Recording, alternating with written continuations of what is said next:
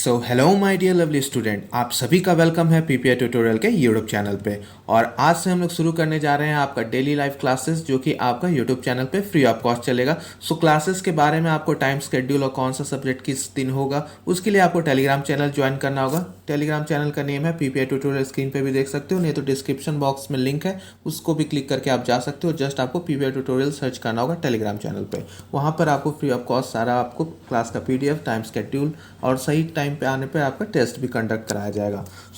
आज की क्लास में हम लोग VVI क्वेश्चंस करेंगे for paramedical and paramedical matric Bihar के लिए, और अच्छे से हम लोग पूरा डिटेल में करेंगे with extra detail.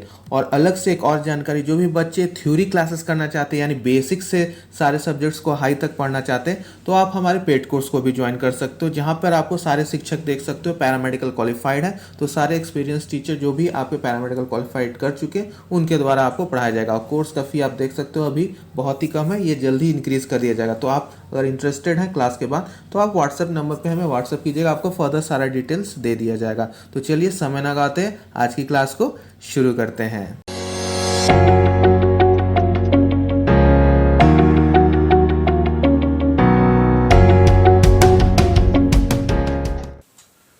So hello my dear students, आप सभी का स्वागत है पीपीआई ट्यूटोरियल के पेड कोर्स क्लासेस में। और आज हम लोग कंटिन्यू करने जा रहे हैं आपका इंग्लिश का सेशन। और इस सीरीज में हम लोग पेड कोर्स के सीरीज में इंग्लिश में हम लोग करने जा रहे हैं एक नया चैप्टर का आरंभ। ये चैप्टर का नाम आप पीछे देख सकते हो, वर्ब यानी क्रिया।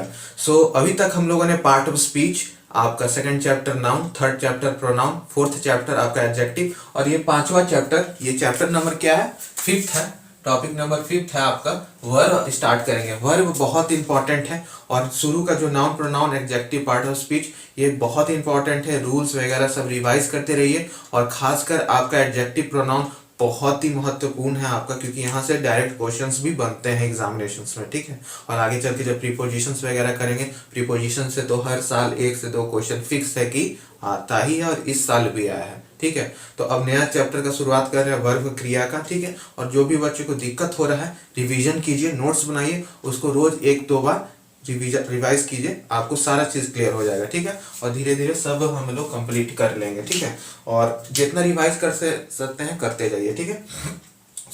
आपका स्टार्ट करते हैं हम लोग टॉपिक वर्ब, ठीक है। टॉपिक वर्ब है, ठीक है। वर्ब क्या है ये सब हमको पता है, सभी लोगों को पता है। क्रिया कहते हैं इसको। क्रिया का अर्थ क्या है यहाँ पे? तो क्रिया का मतलब क्या होता है आपका? क्रिया जो हम यहाँ लिखे हुए हैं, तो क्रिया वह शब्द है, यानी वर्ब वह शब्द है जिसके किसी के कार्य या व्यापार, ठीक है, कार्य या व्यापार, आपका अधिकार, संबंध या अवस्था, ये सब का बोध कराए। यानी किसी के कार्य या एक्शंस वगैरह का आपका, या आपका अधिकार, पोजीशन, ठीक है, फिर आपका रिलेशन, संबंध, ठीक है, या आपका अवस्था, स्टेट ऑफ बीइंग, ठीक है। इसको क्या बोलते हैं? स्टेट ऑफ बीइंग, अवस्था को। तो ये जो 4 शब्द हैं, 1, 2, इसको एक ही में ले लीजिए, एक्शंस को, पोजीशंस को, रिलेशंस को, तो ठीक है, इसको एक में ले लीजिए, और इसको तीसरा ले लीजिए, ठीक है। एक्शन एक शब्द डाल दीजिए, पोजीशन और रिलेशन सेकंड में डाल दीजिए, और थर्ड को स्टेट ऑफ बीइंग। ये तीनों शब्द हैं, कार्य, व्यापार, अधिकार, संबंध और अवस्था। ये आपका क्रिया का काम है बताने का, ठीक है। A verb is a word which denotes an action, position, relation और आपका स्टेट ऑफ बीइंग। यानी आपका ये 3 चीज बताता है, आपका कार्य, संबंध और अधिकार, और अवस्था या स्थिति, ठीक है। तो ये आपका बताता है, ठीक है, किसी भी अपना सेंटेंस में, ठीक है। तो एग्जांपल्स आपके हो गए, जैसे हंसना, लाफ, ईट, खाना, go, run, play, am, is, are, can, could, shall, will, could etcetera. बहुत सारे आपके वर्ब रहते हैं, ठीक है, सब आपके वर्ब हैं, ठीक है। अब बहुत ही इजी और सबसे इजी चैप्टर से, बस थोड़ा बहुत रूल्स वगैरह देखना है, और ये चैप्टर जल्द फिनिश हो जाएगा। तो आइए स्टार्ट करते हैं आपका अब एक्शन से। यहाँ पे जैसा कि मैंने आपको यहाँ पे 1, 2 और 3 लिखवाया, ठीक है। यहाँ पे आपका कार्य, व्यापार, अधिकार, संबंध और अवस्था।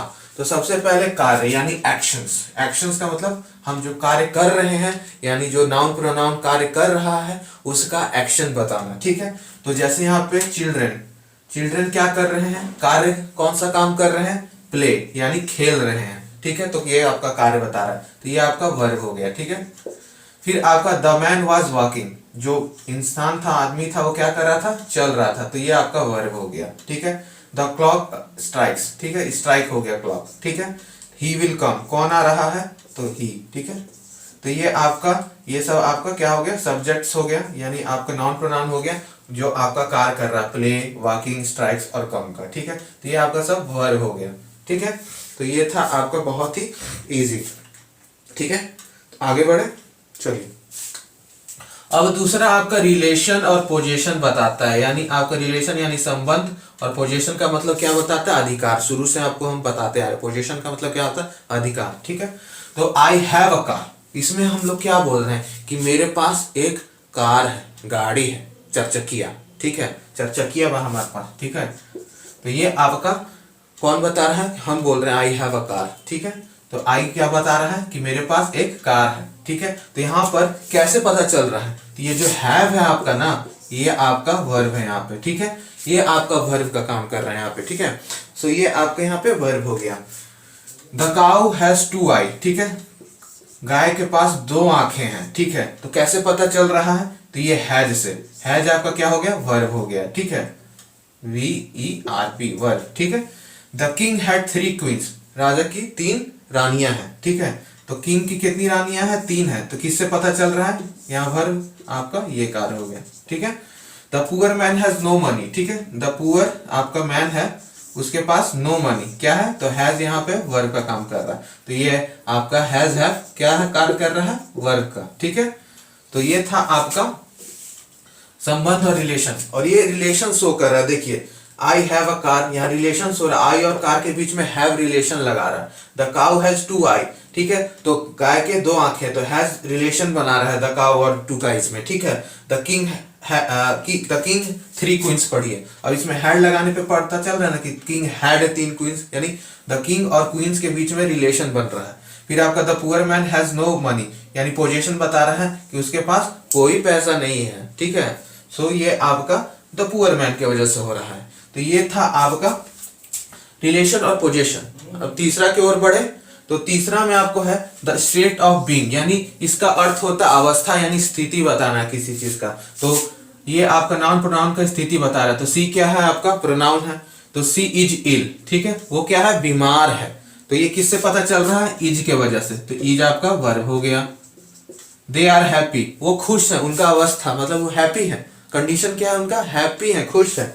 तो कौन हैप्पी है, दे। ठीक है, तो ये किससे पता चल रहा है, आर से, तो ये वर्ब हो गया, दे आर हैप्पी।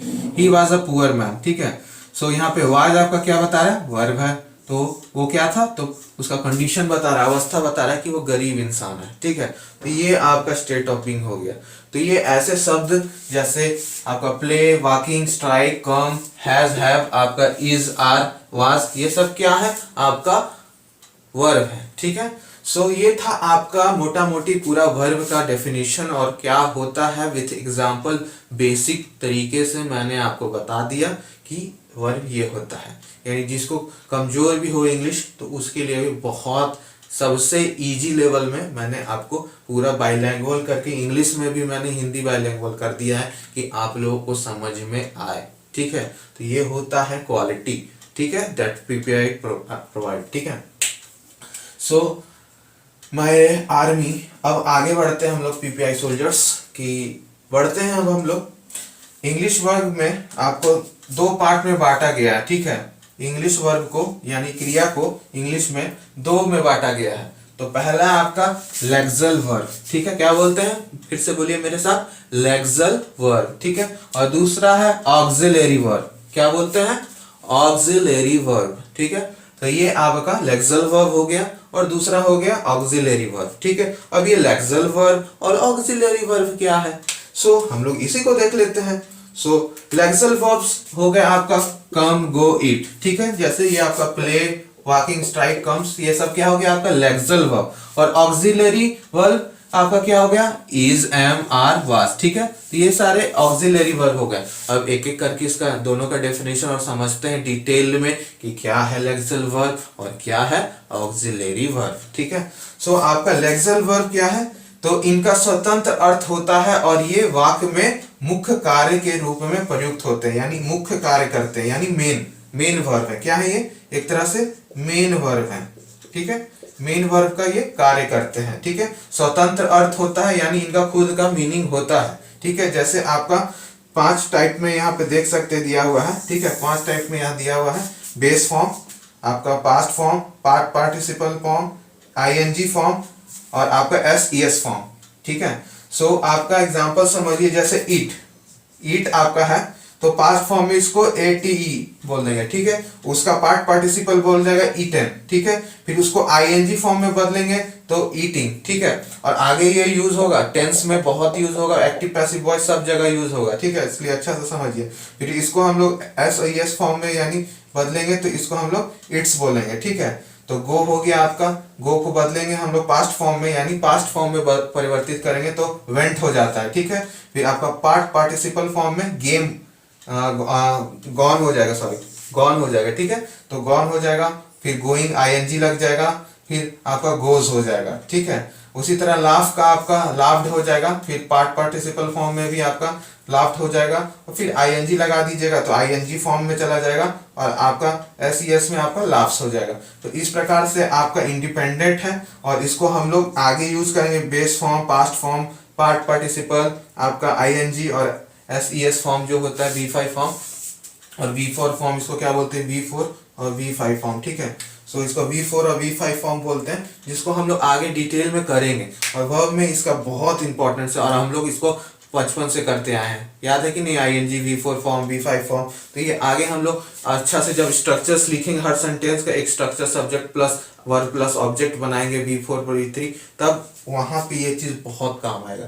तो ऐसा इसका मैं आपको एक भेजूंगा चार्ट, तो आप अच्छे से कुछ इंपॉर्टेंट वर्ड्स का, जिसका सारा आपको बेस फॉर्म से लेके V5 फॉर्म तक आपको रहेगा, वो आपको खुद याद करना होगा, क्योंकि वो रिमेम्बरिंग पार्ट है, ठीक है। और ये बहुत यूज होगा आपको आगे टेंस में, ठीक है। तो इसको अच्छे से क्लियर कर दीजिएगा और इसको VVI डाल दीजिए कि हमें इसे याद करना है, इसका चार्ट को, ठीक है। 1-2 पेज का चार्ट होगा जो बहुत ईजी है, आपको याद करना होगा, ठीक है। मैं आपको ग्रुप में सेंड कर दूंगा, आपके प्राइवेट ग्रुप्स में, ठीक है। सो ये था आपका लेक्सल वर्ब। क्या था ये? तो लेक्सल वर्ब का आपका स्वतंत्र है। ईट का मतलब क्या होता है? खाना। तो स्वतंत्र है, इसमें कुछ और जोड़ना पड़ेगा नहीं। ईट बोल दिए तो मतलब क्या हो गया? खा रहे। गो मतलब जा रहे। लाफ मतलब हंस रहे। तो ये इंडिपेंडेंट है, यानी इसमें और कोई चीज का जरूरत नहीं है, बस वर्ड यूज कर दीजिएगा तो हमें पता चल जाता है कि क्या काम हो रहा है। लेकिन जब ऑक्सिलरी वर्ब का बात करते हैं तो हमें कुछ नहीं पता चलता कि क्या हो रहा है। बस ऑक्सिलरी वर्ब का मतलब यही होता है कि इसका कोई निश्चित अर्थ नहीं होता, ठीक है। ये जब सेंटेंस में प्रयोग करते हैं तब पता चलता है। तो इसका प्रयोग के आधार पर इनका अर्थ बदलते रहते हैं। तो इनका जब हम सेंटेंस में यूज करेंगे तो इसका अर्थ बदल जाएगा।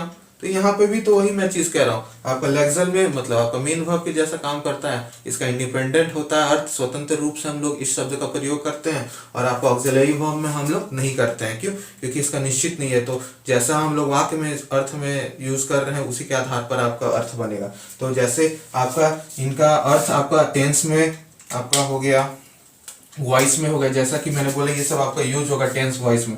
फिर मूड बताने के लिए, फिर क्वेश्चंस पूछने के लिए और नेगेटिव सेंटेंसेस बनाने के लिए, हर जगह मतलब क्वेश्चंस और नेगेटिव सेंटेंसेस बनाने के लिए हम लोग इनका प्रयोग करते हैं। तो जैसे इतना बड़ा लिस्ट है तो इसको आपको याद करना है, ठीक है। इतना आपका ऑक्सिलरी वर्ब के जैसा काम करता है, जिसमें यूज टू हो गया, बहुत इंपॉर्टेंट है यूज टू। इसका मैं आगे आपको डिटेल में बताऊंगा भी।